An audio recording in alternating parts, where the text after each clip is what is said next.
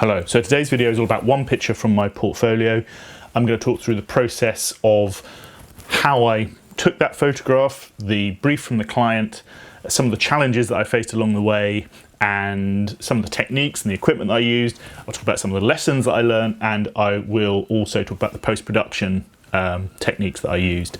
So I'm going to dive into the screen, but very briefly I'm talking about a picture that I took of a swimmer a few years ago for a client, and how I went from this, which was pretty much the first frame, not a very successful picture you might agree, to something much more like this, which is a little bit more dynamic and something that I'm much more happy with. So let's dive into the screen, join me and I'll talk through the process. So I've always been very fond of this picture. It was taken as part of a series of commissions for a commercial client who was sponsoring some grassroots athletes, and they wanted some really vibrant, eye-catching pictures that really captured the sort of superhero element of what these athletes were doing.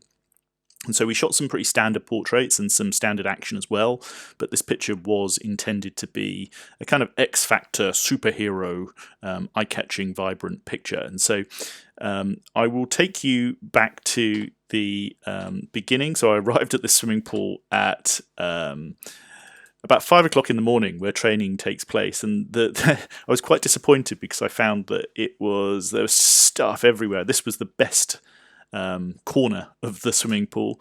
The lighting was terrible. There was the stuff in the background. Everything was a bit challenging to begin with, and so the first thing I did was to move everything, was to sort of create myself a set to make the most of the space. And I suppose that's the first lesson, to make the most of what it is that you're working with. And that's not always what people think is sort of the life of a professional photographer, lugging things around, but that's all part of the game. The first frame I took, as I said, was this picture of our athlete in the water, and this picture is not really intended as an end result, as a sort of finished product. It's more of a thought. I wanted to see what the lighting was like, and what my flashlights were capable of picking up. So I put 2 flashlights, one on either side of the athlete, and I wanted to see if the light would reach across into the center of the pool, which it did. I'm shooting on a Canon 1DS Mark III with my 70 to 200mm f2.8 image stabilized lens, and I was shooting at ISO 320 at a 50th of a second at 7.1 at this point, to try and kind of gauge what the background light was and what the light on the subject would be like. I had this idea of trying to create kind of the athlete, the swimmer, bursting out of the water, superhero style, and started to work that idea up. Now, with the light on either side, I was able to get this kind of side lighting coming in to the athlete and to pick out the water, but I just really wasn't happy about the background.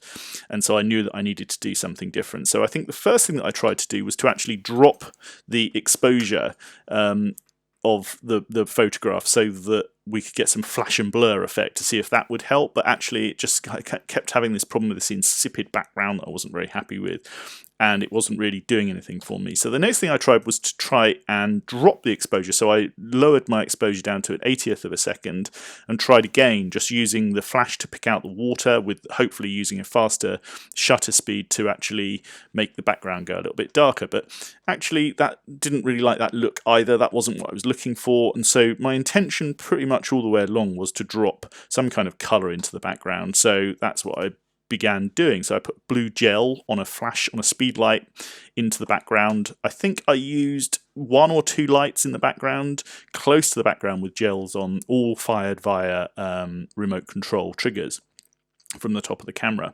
And this again is a sort of portrait, but an experiment in lighting as much as anything.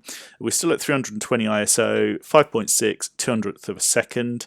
And the next thing that I did was to try and experiment with our athlete sort of bounding out of the water again, to splash the water and to get that superhero effect. But it became quite clear that it's going to be a difficult technical challenge to get the focus right. So the technique that I started relying on was to pre-focus and to get the athlete to stay in roughly the same spot, and to just take one frame, because that's all I would get with all of those different light. I was firing 4 flash guns, 3 or 4 flash guns, and in all, they wouldn't recycle quick enough to do a motor drive sequence, and so it was one frame, pre-focused lens, and off we go. And there, finally, we end up with when we bring in the side lighting and the back lighting together, combined with the focusing and the point of action, we have our finished frame.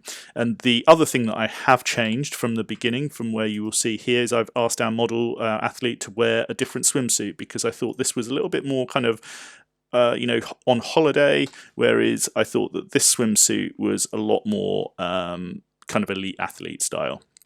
And so we clear our background, we make sure we make the most of our athlete by putting her in the best possible swimsuit. I wish I'd done a little bit more work on the hat, but there you go. I did try to get the hat to have a few less creases, but it wasn't. That's just how our hat was, so that's how it is. And now I will just take you back through the post-production of this image. So you can see we're still at 320 ISO, 125th of a second at f5, and I'll just take you back through the post-production technique that I have applied to this picture. So you will see this is our finished file. But this is a raw file, by the way. I always shoot in raw to get the most from the image. If I go back to the actual imported raw file, this was how the picture was taken. So I had the idea, I put all of the lighting in, I visualized the outcome that I wanted, and I created pretty much all of the ingredients, all of the hard, heavy lifting for this picture was done in camera. And then when we go to the post-production, you'll see that I'm just really putting the icing on the cake I'm just doing a very gentle crop there. I'm adding a graduated filter to the top and dropping the exposure down, doing a little bit of work on the shadows, the highlights, and the clarity. I'm changing the vibrance to make the picture pop a little bit. I just changed the hue in the blue, just gently, just to try and give it a bit more of an electric feel. I then dropped the exposure a little bit more on the top, and then I applied a very kind of light preset, which is just to kind of apply the colouring of Kodachrome 64 to the picture, just to give another little pop. It's a preset that I'm quite fond of using. It doesn't really do a huge amount, it just kind of creates that sort of finished feel to the picture that I quite like. And then I just added a few different bits of spot removal just to take out a few things from the background, and you could continue with that if you wished or not, but I was quite happy with this. And then the last thing I did, I think, was just to add a tiny little bit more of I just darkened the bottom just to draw attention up to our swimmer, and I'm quite happy with that as a finished frame. I think that's pretty much exactly as I wanted it to be.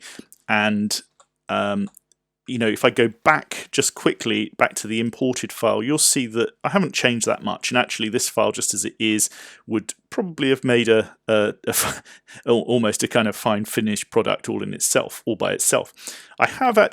I pulled up 3 different files that I shot that were successful, I think, and I've just applied a few different post-production techniques, and I'm interested to see what you think, which ones you prefer. I've gone for a really hard black and white look here, really darkened down the edges and brought up the clarity and the contrast, and just probably overburnt it ever so slightly, but she's not looking at the camera, so I really wanted to give this a kind of really strong dynamic feel. And the other picture which I really like is this shot, which was, I've just dropped the saturation a little bit and increased the clarity and used a few different techniques to kind of give this a slightly more kind of dynamic feel. I'm interested to see which one you prefer. Let's pull those 3 up and I'll just click through them very quickly. So here we have this kind of low saturation but kind of cool feel to the picture. Here's my original, but that hasn't had the post-production done to it just yet. And here is the black and white image. Be interested to hear what you think in terms of which is your favourite file. Now, just quickly before we finish, I'll just recap on the lessons that could be learned from a picture like this, for me as much as anything, because it's always worth refreshing in my own mind. Number 1 is to tidy up the location as much as you can and not accept it for what it is, make the most of it. The second is to sort of make any styling changes that you can. For example, with the swimsuit, made a big difference to the picture. Number 3, probably the most important, is to have really visualize the picture that you want to take. Don't rely too much on post-production, and get all of the heavy lifting done in in camera and try to get as close to your creative vision as possible in camera, and just persevere with that and just keep pushing and pushing and pushing, and use your technique as best that you can to make sure that that happens. And number 4 is sort of to use your post-production techniques to put the icing on the cake of your picture, if you like, rather than to actually just kind of make everything in post-production, which I think is becoming a little bit more of a habit of sort of sky replacements and background replacements and artificial intelligence. I think that post-production should be the icing on the cake to enhance your creative vision, rather than something that is a tool all by itself. So I hope you've enjoyed watching this video. Thank you very much for watching, and do subscribe if you like this kind of content. Thank you very much. Goodbye.